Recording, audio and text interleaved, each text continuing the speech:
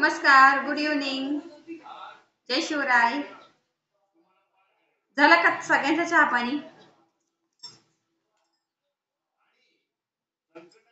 झालाच असेल असं वाटतंय मला. नसन झाला तर करून घ्या. हे बघा, आज काय काम चालू आहे माझं. आज नुसती आता मेथीची भाजी खायची आजपासून. कुणाला आवडतात पालेभाज्या नक्की सांगा. ही आपली शेतातली भाजी आहे. ही निसली एवढी.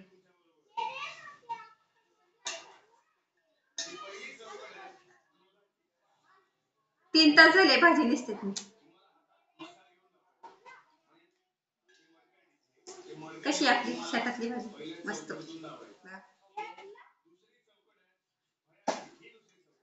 पालेभाज्या खाता का नाही तुम्ही? नसन खात तर खात जावा. सगळ्या गोष्टींचा आपल्या शरीरात काही ना काही फायदा होत असतो. तुम्ही पालेभाज्या खाल्ल्या तर त्याचाच वेगळाच फायदा असतो. अजून ती हरभऱ्याची भाजी असते ना खुडत्यात, आपण जो हरभरा चणा खातो त्याचे ते वरचे शेंडे असतात भाजीचे, ते आपण खुडून आणतो शेतातून आणि ती भाजी करून खातो. ती पण भाजी शरीराला खूप चांगली असते. आणि सगळ्या पालेभाज्यातून काही ना काही आपल्याला प्रोटीन विटॅमिन्स ते सगळं मिळत असतं आणि माणसं फिट राहतात इतर गोष्टी खाण्यापेक्षा.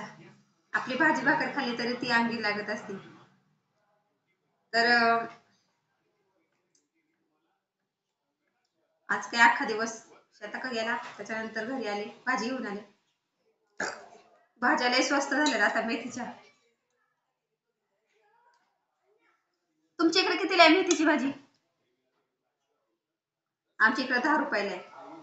10 एक. आता किती मेथीचे 3 वाफे केले होते. मेथीला अजिबात मार्केट नाहीये. थोडीशी पाहुण्यांना देऊन टाकली आणि म्हणलं आपली आपली भाजी आपणच नाही खायची मग कोणी खायची. तर 10 रुपयाला भाजी आणि गावात सगळ्यांनीच भाजी केलीत मेथीची भाजी. त्याच्यामुळे कोण कुणाकडून घेईन असं वाटत नाही.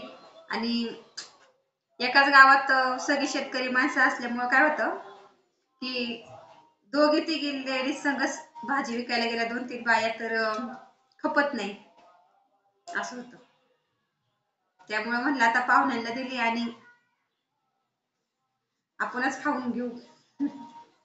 रोज थोडी थोडी. त्यासाठी शेताकडे गेले म्हणजे डब्याला होईल उद्या, म्हणून निसून ठेवली मुलांच्या त्यांच्या पण. पण कसं असतं घरची भाजी असेल तर खाऊ वाटत नाही.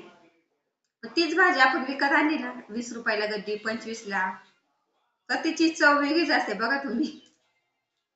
असं म्हणतात ना घर की मुलगी डाल बराबर. मुलगी आणि वरण भात यातला फरक असतो ना तसे. पण त्यातला फरक ज्यांना कळतो त्यांनाच कळतो, कारण की आपला डाळ भात चांगला असतो कधी पण, पौष्टिकही असतो आणि त्यामुळे कोणतं नुकसान सुद्धा होत नाही आपल्याला.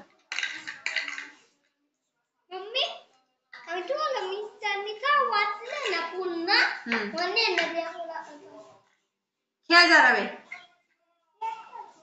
त्यामुळे म्हणलं आपली भाजी आपणच खावा. आपल्याला काय घर की डाळ चावल भी चलती है.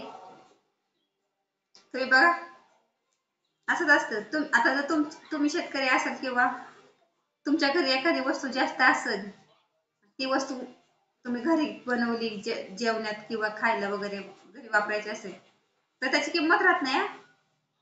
तीच वस्तू तुम्ही 20-25 रुपयाला एखादी मेथीची भाजी आणली तर ती किती खावा आणि किती नाही असं वाटतं. आणि घरातली भाजी जेव्हा खायला येते ना तेव्हा हे म्हणतं मला नको, ते म्हणतं मला नको. पण त्याचं महत्व काय आहे बाबा, त्यासाठी किती कष्ट आहे ते काय विचार करत नाही माणसं.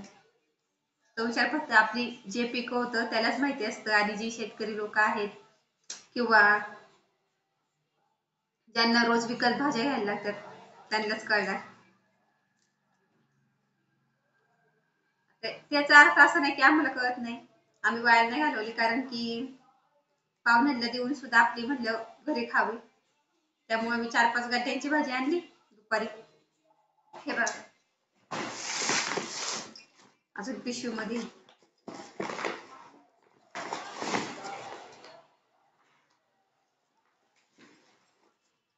भरपूर भाजी आणली तुम्ही. म्हणलं आता काय 2-3 दिवस फक्त भाजीच भाजी खायची. बघा तुम्ही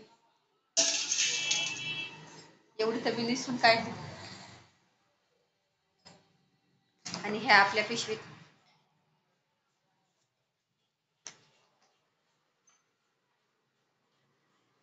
तर या सगळ्यांनी आज मेथीची भाजी आणि भाकरी खायला. तुम्हाला कोणती भाकरी आवडते? तुम्ही बाजरीची भाकर खाता का ज्वारीची?